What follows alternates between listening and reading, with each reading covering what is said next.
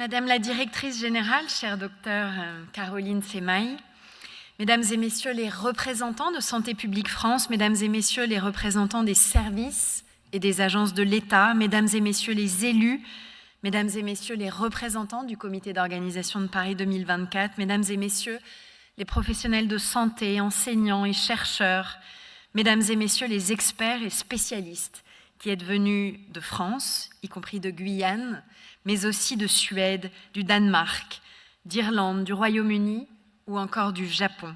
Mesdames et Messieurs les représentants de l'OCDE, Mesdames et Messieurs.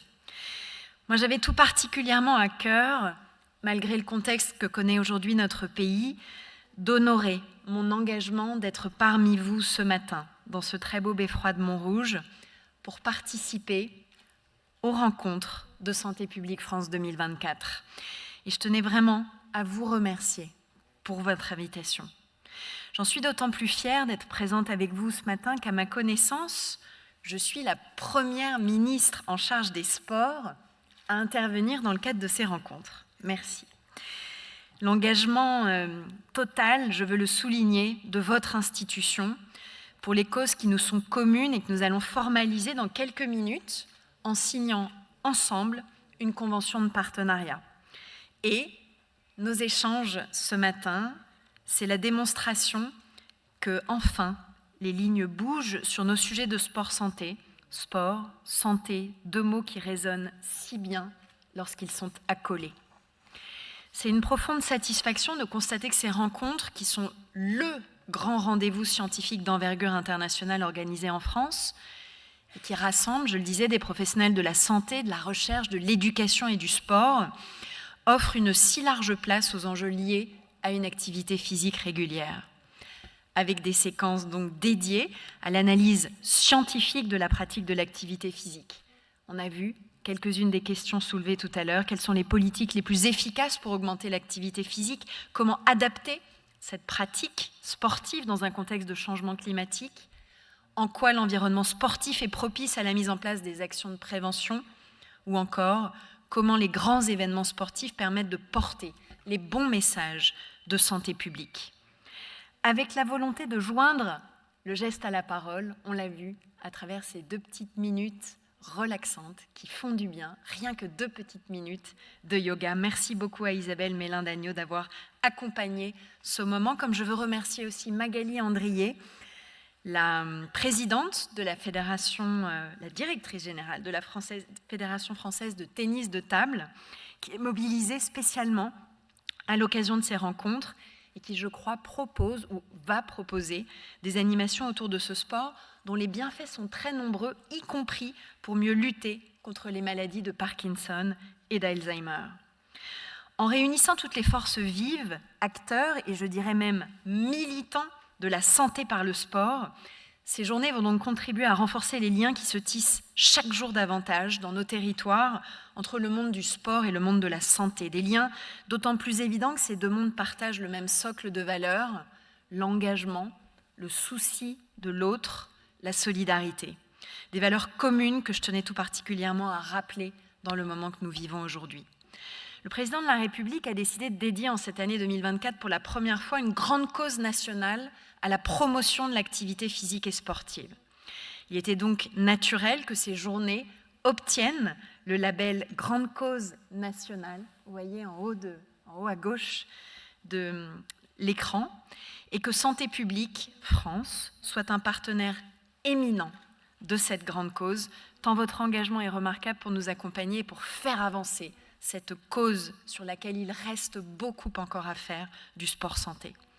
Cet engagement commun qui est le nôtre aujourd'hui, de mon ministère et de Santé publique France, il prend la forme d'une convention qui va nous permettre de répondre ensemble à 2 impératifs. Le premier, mettre en cohérence les messages et les actions que nous déploierons dans les prochains mois pour promouvoir une activité physique régulière et ses bienfaits. Et le deuxième, donner à ces messages un impact inédit en s'appuyant sur l'expertise de Santé publique France, en France comme à l'étranger. Cette convention, elle porte sur une large gamme de projets. D'abord, la diffusion de messages de prévention, par exemple, une vidéo sur les bienfaits d'une activité physique régulière qui sera diffusée dans de très nombreuses pharmacies à travers nos territoires. Autre exemple, la bonne articulation entre nos campagnes de com sur l'activité physique, les vôtres, ciblées sur les adolescents au printemps et sur les parents à l'automne, et celles du ministère des Sports qui sont davantage concentrées sur les personnes les plus éloignées de la pratique. Troisième exemple, l'enrichissement des contenus du site mangerbouger.fr qui a naturellement été précurseur en la matière et qui nous revient aujourd'hui d'enrichir avec davantage de messages sur la promotion du sport et de l'activité physique. Quatrième et dernière illustration, la publication de données scientifiques sur le niveau d'activité physique des Français que nous pourrons ensemble relayer et qui le seront également sur le site de la Grande Cause 2024. Je voudrais à cet égard, Madame la Directrice Générale, saluer vraiment le travail de vos collaboratrices, votre directrice de cabinet, Halima Malikité, pour son implication et sa disponibilité qui m'a été tout particulièrement soulignée par mes équipes. Et aussi l'action de votre directrice de la communication, Peggy Gutzmann-Magd, ainsi qu'Anne Robion, particulièrement investie dans l'organisation de ces rencontres, en lien étroit avec mes équipes. À travers cette grande cause nationale inédite et avec votre appui dans le cadre de cette convention, il y a 2 défis majeurs que nous sommes en train d'essayer de relever ensemble. Le premier, c'est d'abord de tirer pleinement parti de l'opportunité que nous avons d'organiser ces Jeux, ces premiers Jeux olympiques d'été depuis un siècle, les tout premiers Jeux paralympiques d'été pour notre pays.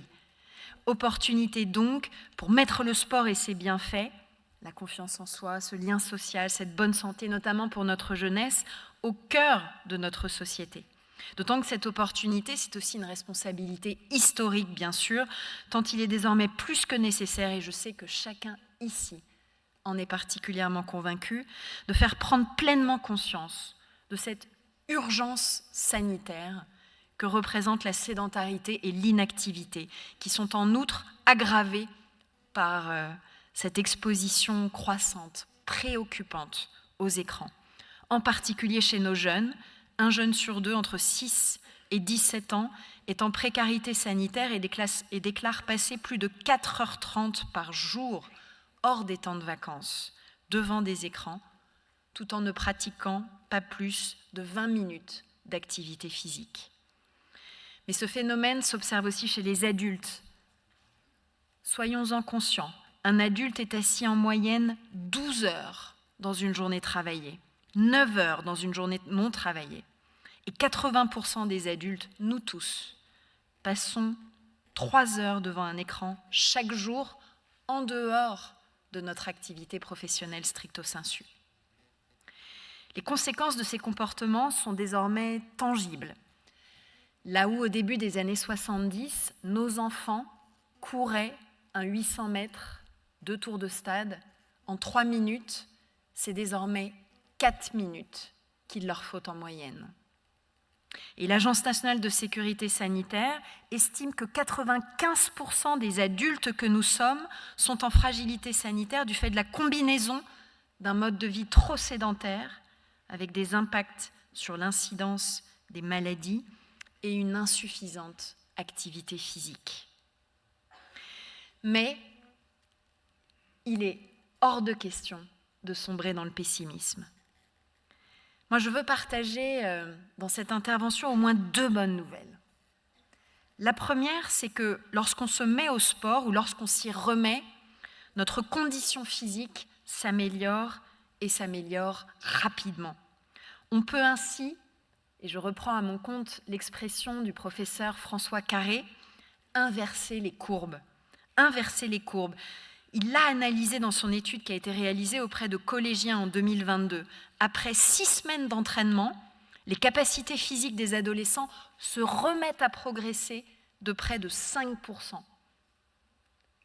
VO2 max plus 5% en 6 semaines seulement. Et pour chacun d'entre nous, on le sait, faire un peu d'activité physique chaque jour réduit les risques de développer des pathologies, des cancers avec une réduction de 15 à 51% de leur incidence, les maladies cardiovasculaires, je l'évoquais, mais aussi les diabètes de type 2. Et cette activité physique améliore les réponses au traitement, la qualité de vie des patients et réduit fortement les récidives. C'est donc pour stopper puis repousser cette vague de sédentarité en promouvant les bienfaits de l'activité physique et sportive que la grande cause nationale va continuer de se déployer tout au long de l'année autour de 3 grands objectifs. Le premier, inciter les Françaises et les Français à faire davantage d'activités physiques et sportives, notamment en les encourageant à bouger au moins 30 minutes par jour. C'est ça le marqueur fort de la grande cause 2024, qui correspond, je le rappelle, à la norme recommandée par l'OMS pour les adultes, ainsi qu'à la recommandation diffusée dans le cadre du Programme national nutrition santé depuis 2002. 30 minutes. 30 minutes, c'est simple, ça s'organise, c'est chacun selon ses préférences, chacun à son rythme, à sa façon, selon ses moyens et ses possibilités, mais ça peut tout changer si on parvient à les intégrer à notre quotidien. Le deuxième objectif de la grande cause, mobiliser les acteurs du sport et toutes les forces vives du pays, les élus, les professionnels de santé, les acteurs du médico-social, les entreprises, les start-up, les organisateurs d'événements, le monde de la culture aussi, pour promouvoir ces bienfaits, ces valeurs et la place du sport dans notre société. Toute l'année, avec l'ensemble de ces acteurs, ce sont ainsi plus de 5000 événements que nous labellisons ou organisons à travers les territoires dans le cadre de la Grande Cause 2024. Au niveau territorial, grâce au succès du label, déjà plus de 2100 événements ont pu recevoir ce label Grande Cause dans les territoires. Et au niveau national, nous avons un agenda sport-santé particulièrement bien rempli. C'est la bonne échappée à vélo, cette course avec des collégiens et des professeurs d'EPS. C'est les courses enfants sans cancer, avec l'association Imagine for Margot. C'est la tournée Protéger, Prêt, Bouger sur le littoral, dans 20 communes de France cet été.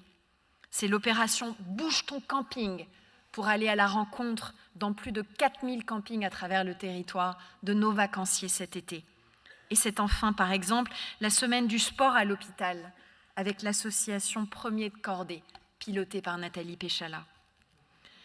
Troisième objectif de cette grande cause, mettre plus que jamais le sport au cœur de nos politiques publiques, de l'interministérialité et du pacte républicain. Et pour ça, je suis heureuse de constater la mobilisation des plus grandes institutions, des plus grands acteurs qui œuvrent chaque jour au service de notre système de santé, dont nous connaissons la très grande expertise et le dévouement mondialement reconnus. La deuxième bonne nouvelle, je vous avais promis 2 bonnes nouvelles. La deuxième, c'est que grâce à l'action combinée de toutes les institutions que vous représentées, et grâce à la dynamique entretenue par la grande cause, on est en train de commencer à les faire bouger, ces lignes-là. Avec les maisons sport santé, par exemple, dont les journées nationales se sont tenues la semaine dernière à Vichy et qui ont permis de confirmer que l'objectif de 500 maisons sport santé est atteint et même dépassé. Un objectif que nous portions avec les collectivités de tous bords dans les territoires. 200 000 patients aussi accompagnés en 2023. C'est le double de l'année précédente, en faisant levier de l'activité physique pour cela et en s'appuyant sur tous les réseaux généralistes et de professionnels pour prescrire à ces publics éloignés de la pratique sportive ces séances d'activité physique adaptée. Avec l'engagement aussi qui a été le nôtre collectivement, avec les journées pour une France en forme. Ces 15 journées qui ont été organisées dans toutes les régions entre le 10 avril dernier et le 4 juin avec le collectif du même nom. Ces journées ont fédéré l'ensemble des acteurs au service de cette prise de conscience indispensable en permettant ces conférences-débats, comme vous l'aviez ce matin, comme vous les poursuivrez cet après-midi et demain, et avec en même temps ce couplage à de l'activité physique et sportive, pour ne jamais oublier de joindre le geste à la parole. Je veux souligner aussi l'engagement exemplaire de l'assurance maladie dans la grande cause, un engagement d'autant plus remarquable que les négociations de la nouvelle convention médicale désormais signée auraient pu éclipser ces autres sujets. Cette mobilisation, elle se traduit par des actions inédites. Je pense à l'information spécifique vers les médecins généralistes, les spécialistes prenant en charge des patients en ALD, mais aussi les infirmiers, les sages-femmes, les pharmaciens, les kinés. Une campagne d'entretien vers les médecins généralistes entre juin et décembre de 2024, comprenant la remise d'un mémo synthétique sur la prescription de l'APA et la promotion du réseau des maisons sport santé. Des actions enfin tournées vers les dizaines de milliers de collaborateurs de l'assurance maladie elle-même, afin qu'eux aussi montrent l'exemple et se fassent du bien en bougeant 30 minutes chaque jour. Je n'oublie pas non plus que l'assurance maladie a proposé de faire bouger les lignes sur la prise en charge de l'activité physique adaptée dans son rapport charges et produits publié l'été dernier. Sur cette question centrale de l'APA, le contexte de réserve électorale ne me permet pas de revenir dans le détail sur les actions engagées ou programmées par l'État ni sur les prochaines étapes. Mais je veux vous partager 2 convictions. La première, c'est que les services de l'État ont la ferme intention de mettre en œuvre toutes les dispositions de la loi de financement de la sécurité sociale pour 2024 visant à déployer et à faciliter le recours à l'APA. Et la deuxième conviction, c'est que cette prise en charge de l'APA, nous y viendrons. Elle est inéluctable.